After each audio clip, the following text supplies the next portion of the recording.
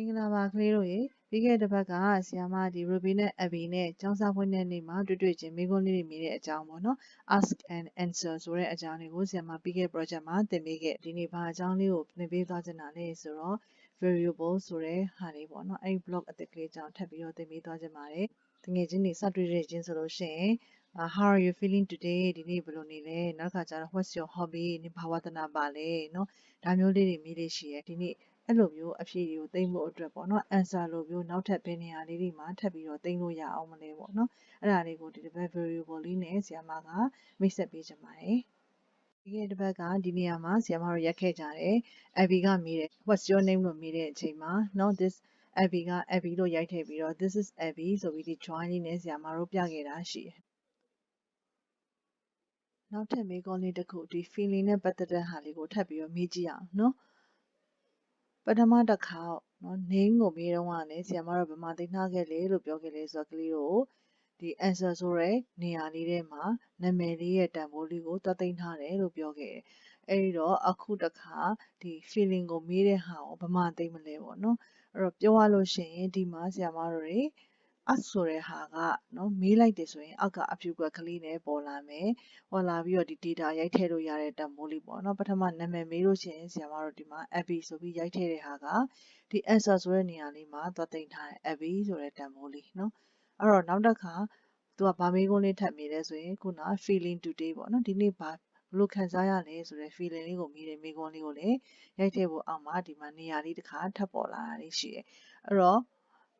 သူကအဖြေတွေကအမြဲတမ်းဗမာသွားသိမ်းထားတယ်လို့မှတ်ထားရမယ်ဆိုလို့ရှိရင် answer ဆိုတဲ့နေရာလေးထဲမှာပဲသူကသွားသိမ်းတာနော်အဲ့တော့နောက်တစ်ခါ feeling ကိုဆရာမတို့ရိုက်ထည့်လိုက်မယ်ဆိုလို့ရှိရင်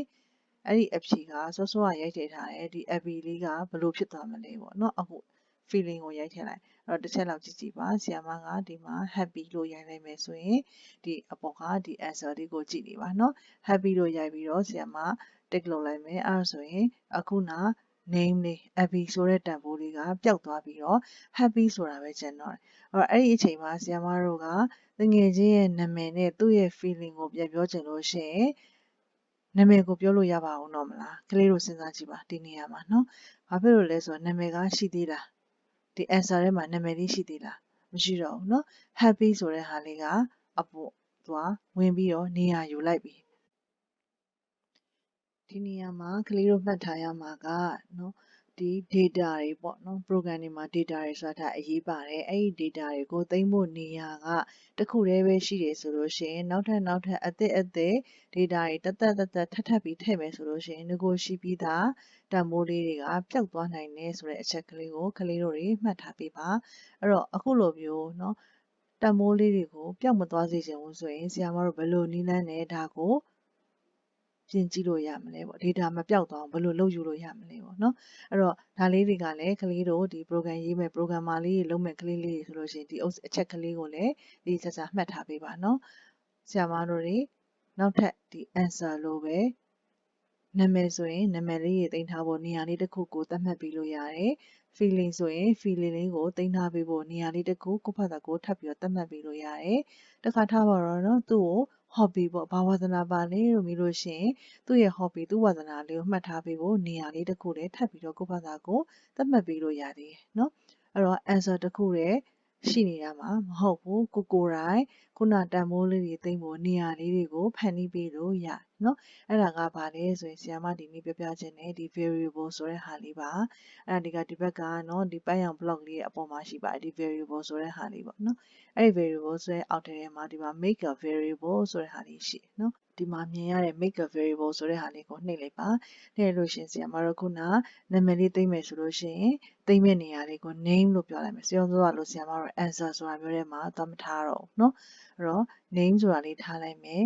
နော်ဒါတစ်ခုပေါ့နောက်ထပ်ဘာလေးမေးဦးမလဲဆိုတော့ဆရာမမေးခွန်းထဲမှာဘာရှိလဲဆိုတော့ feeling လေးရှိတယ်နော်အဲ့တော့ feeling လေးကိုသိမ်းထားဖို့အတွက်လည်းဆရာမတို့ထားပေးလို့နေရာလေးတစ်ခုထားပေးလို့ရတယ်အဲ့တော့ဒီမှာကြည့်ကြည့်ပါနော် name feeling ဆိုပြီးတော့ခုန answer လို့ပဲထပ်ပြီးတော့ပြထားလေးရှိတယ်နော်အဲ့နောက်တစ်ခုဆရာမကဗာမေးချင်သေးလဲဆိုရင်သူ့ရဲ့တငယ်ချင်းရဲ့ဝါသနာလေးကိုလည်းဆရာမက သိမ့်ထားပေးခြင်းသေးတယ်နော်အဲ့တော့ name ရယ် feeling ရယ် hobby ရယ်ဆိုပြီးတော့နာမည်လေးရယ်သူ့ရဲ့ခံစားချက်လေးရယ်သူ့ရဲ့ဝါသနာလေးရယ်ဒါလေးကိုသိမ့်ဖို့နေရာလေးတွေတစ်ခုချင်းစီမှတ်ထားပေးလိုက်မယ်မိကွန်းလေးတွေကိုဆရာမတို့ဖြည့်ကြည့်တဲ့အချိန်မှာအခုသူသတ်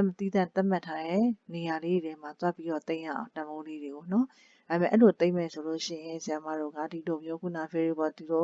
ုကျညာပေးဖို့လိုတယ်လိုပြီးရင်အဲ့တန်ဖိုးလေးအဲ့နေရာလေးတွေကိုဆရာမတို့သွားပြီးတော့ရိုက်ထည့်လိုက်တဲ့တန်ဖိုးလေးကိုသွားထည့်ပေးဖို့လည်းလိုသေးတယ်နော်အဲ့လိုထည့်ပေးဖို့ကဆရာမတို့ကဘာလေးရှိတယ်ဆိုရင်ဒီနေရာမှာ set ဆိုတဲ့ဒီ block လေးကိုဆရာမတို့ကသုံးပေးဖို့လိုတယ်နော်အဲ့တော့ပထမဒီမှာဆရာမတို့ဒ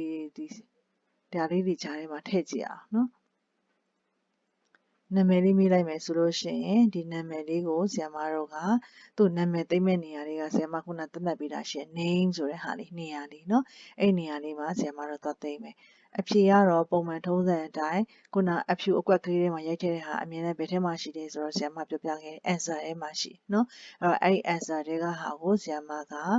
name နဲ့ကိုသွားသိမ့်ထားလိုက်မယ်ရွှေ့ပြီးသိမ့်ထားပေးလိုက်မယ်အဲ့တော့ answer ထဲမှာနောက်ထပ်ဘလောက်အသစ်ပဲတန်မိုးတွေထည့်เนาะငကိုမူလတန်မိုးကမပြောက်တော့ဘူးသူ့နေရာထဲမှာသူအရင်သွားသိမ့်ပေးထားလိုက်တယ်နောက်ထပ်တန်မိုးအသစ်မထည့်ခင်ပေါ့เนาะအဲ့တော့နာမည်ကိုမေးပြီးနာမည် answer တွေကနာမည်လေးရဲ့ name ရဲ့တန်ဖိုးလေးကိုဒီမှာသူ့နေရာလေးသူသွားထည့်လိုက်တယ်เนาะဒီ name ထဲမှာသွားထားလိုက်ပါဆိုပြီးဆရာမသွားသိမ့်လိုက်เนาะနောက်တစ်ခါ feeling လေးကိုလည်းဒီလိုပဲမေးမယ်မေးပြီးရင်ရောဒီတစ်ခါဘာလုပ်ရမလဲဒီလိုမျိုး feeling လေးကိုသွားသိမ့်မဲ့ဟာလေးကိုသူ့နေရာလေးတွေကိုသွားသိမ့်ပေးရမယ်တန်ဖိုးလေးကိုเนาะခုနဆရာမ happy တို့ great တို့ hungry တို့ sleepy တို့အဲ့လိုရိုက်ချင်ရမှာသူဘယ်လိုခံစားနေရလဲ feeling ပေါ့เนาะအဲ့ဒါကလည်းဘယ်ထဲမှာပဲသိမ့်မလဲဆိုရင်ဆရာမတို့ခုနဒီမှာပါရှိတယ်ဆိုတော့ဒီ set ဆိုပြီးသူ့နေရာလေးတော့သွားထည့်ပေးမယ်နော်ဒါက feeling ကိုမေးတော့ဒီ feeling လေးတွေကိုထည့်မယ်ဒီမေးခွန်းလေးရဲ့အဖြေကဘယ်ထဲမှာပဲရှိနေတယ်ဆိုရင်ဆရာမတို့ဒီ answer လေးထဲမှာရှိတော့ဒီနေရာလေးကိုပေါ့နော်ဒီ answer လေးကိုဘယ်ထဲမှာသွားသိမ့်မလဲဆိုရင် feeling ဆိုတဲ့နေရာလေးသူ့နေရာလေးမှာသူသွားသိမ့်လိုက်နောက်တစ်ခုဆရာမက hobby ပေါ့နော်တငယ်ချင်းလေးရဲ့ဝါသနာလေးကိုသိချင်တယ်ပေါ့အဲ့တော့မေးခွန်းမေးမယ်မေးပြီးလို့ရှိရင်သူ့နေရာလေးကိုသူပြန်သိမ့်မယ်အဲ့တော့ဆရာမမဆွဲချတော့ duplicate ဆိုပြီးဒီ block လေးကိုပြန်ပြီးတော့ပွားလိုက်နော်အဲ့တော့ဒီနေရာမှာဆရာမကဗာရေးပြီးလို့ရတယ်ဆိုရင်သူ့ရဲ့ hobby ပေါ့နော် What is your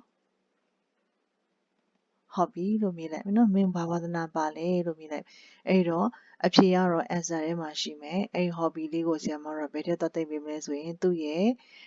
နေရာလေးပေါ့နော်ဒီ hobby ဆိုတဲ့နေရာလေးမှာဆရာမတို့ကသွားသိမ့်ပြီးလိုက်မယ်နော်အဲ့တော့ဒီမှာကြည့်လိုက်လို့ရှိရင်ဆရာမတို့ကမိခွန်းမိမယ်အဖြေက answer ထဲမှာတော့ရောက်လာမယ်အဲ့အဖြေလေးကိုသူနဲ့သက်ဆိုင်ရာ variable လေးထဲမှာသွားပြီးတော့နေရာရွှေ့ပြီးသိမ့်ပေးထားလိုက်မယ်အဲ့တော့ answer ထဲမှာအသစ်တန်ဖိုးတွေဘယ်လောက်ထည့်ထည့်သူငကိုမို့အဟောင်းရှိနေတဲ့တန်ဖိုးတွေ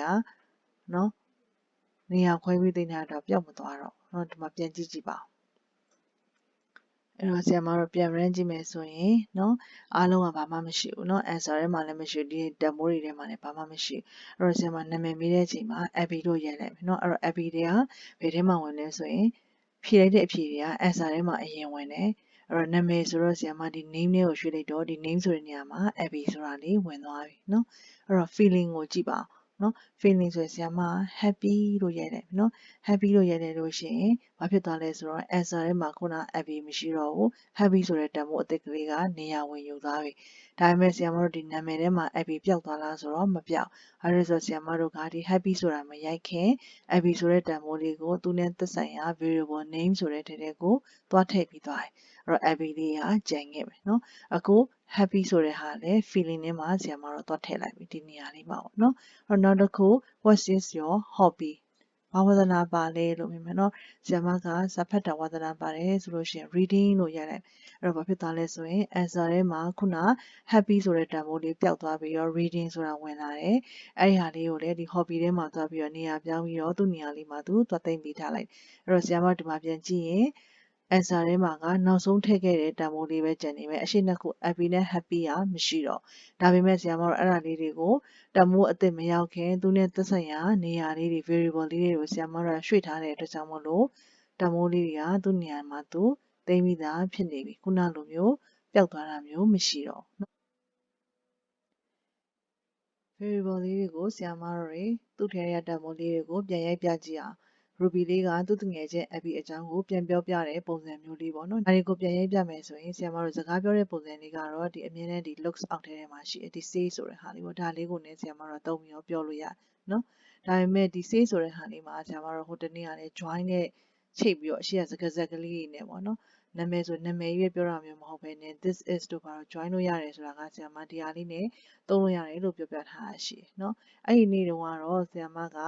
နော် answer နဲ့ပဲဆရာမ join ပြခဲ့တာဒီနေရာမှာ answer လေးထည့်မယ်ပြီးလို့ရှိရင်အရှိကနာမည်ကိုပြန်ပြောရဲဆိုလို့ရှိရင် this is ဆိုပြီးတော့ဒီလိုမျိုးလေးရေးပြလိုက်တာပေါ့နော်အဲ့တော့ဒီနေ့ကကျတော့ဒီ answer နေရာမှာဆရာမ answer ကိုသုံးစရာမလိုတော့ဘူးနော်ဘာဖြစ်လို့လဲဆိုတော့သူတို့အတွက်နော်နာမည်ရယ် feeling ရယ် hobby ရယ်အတွက်ကတီးတဲ့နေရာလေးတွေဆရာမတို့သတ်မှတ်ပေးထားပြီး variables လေးတွေပေါ့နော်အဲ့ဒါလေးတွေကိုဒီနေရာမှာ answer နေရာမှာအစားထိုးပြီးတော့ထည့်ကြည့်ကြနော်အဲ့တော့ဒီ variables အောက်ထဲကဒီလို name ကိုထည့်လို့ရမယ်နာမည်ကိုရိုက်ချင်ပေါ့နော်ဒီ answer အစား answer ကိုမသုံးတော့ဘူး name ကိုထည့်အဲ့လိုမဟုတ်ဘူး feeling ဆိုဒီနေရာမှာ feeling ကိုလာပြီးတော့ထည့်လိုက်လို့ရတယ်เนาะအဲ့ဒါပြီးတော့ဒါမှမဟုတ်သူ့ရဲ့ hobby ကိုပြမယ်ဆိုရင် feeling နေရာမှာဆရာမက hobby ကိုလာထည့်လိုက်လို့ရဒီ say ဆိုရင်ဆရာမတို့ကစကားပြောတာဒီ hello နေရာမှာထည့်မှာပေါ့နော်ဒီဟာလေးကိုဒီနေရာမှာလာထည့်ရ this is ဆိုပြီးတော့ Abby ဆိုတာမကြိုးမနေတာနောက်တစ်ခုဆိုရင်ဆရာမခုနဘာပြောလို့ရတယ်ဒီမှာ block လေးသုံးခုဆရာမထပ်ထည့်ပေးမယ်နော်ဒါလေးကိုပြန် run ကြည့်လို့ရှိရင်နာမည်နေရာမှာဆရာမက Abby လို့ရိုက်မယ်အဲ့ဒါကြတော့သူ့ရဲ့ feeling ကကြတော့ happy ဆိုရင် happy လို့ရိုက်လိုက်မယ်နော်ဒီအခါကျတော့ hobby မှာသူက reading ဆိုရင် reading ပေါ့နော် reading လို့ထည့်လိုက်မယ် Ruby လေးက Abby အကြောင်းကိုဒီမှာပြန်ပြောပြရလေးကြည့်အောင် This is Abby she likes reading she is happy ဆိုပြီးတော့ခုနဆရာမတို့ဒီမှာ say ဆိုတဲ့ဒီ block သုံးခုလေးထဲမှာ variables လေးတွေကိုသုံးပြီးတော့ပြန်ပြောပြထားတဲ့ဟာလေးကိုဒီမှာမြင်ရလိမ့်မယ်နော်အဲ့တော့ဒီဟာလေးကိုဒီ project တွေကိုကြည့်ပြီးတော့ကလေးတို့တွေကဒီ variables သုံးဖို့သုံးနည်းလေးတွေကိုနားလည်လိမ့်မယ်လို့ဆရာမမျှော်လင့်ပါတယ်အဲ့တော့ practice တော့လုပ်ဖို့လိုပါမယ်ဒီ variables လေးတွေမှာ data လေးတွေဘယ်လိုသိမ်းမလဲအဲ့ဒီ data လေးတွေကိုတန်ဖိုးလေးတွေကိုဘယ်လိုပြန်ပြီးတော့အသုံးပြုမလဲဒီမှာဆိုတော့ပြန်ပြီးတော့ display ပြန်ရိုက်ပြတာပေါ့ say နဲ့ပြောပြတာပေါ့နော်အဲ့တော့ဒါလေးတို့ဘယ်လိုပြန်ပြီးတော့အသုံးချမလဲဆိုတာကိုကလေးတို့ဆက်ပြီးတော့ကိုယ် idea လေးနဲ့ကို project လေးထပ် create လုပ်ပြီးတော့ practice လုပ်ကြည့်ကြပါအဲ့တော့အားလုံးပဲ bye bye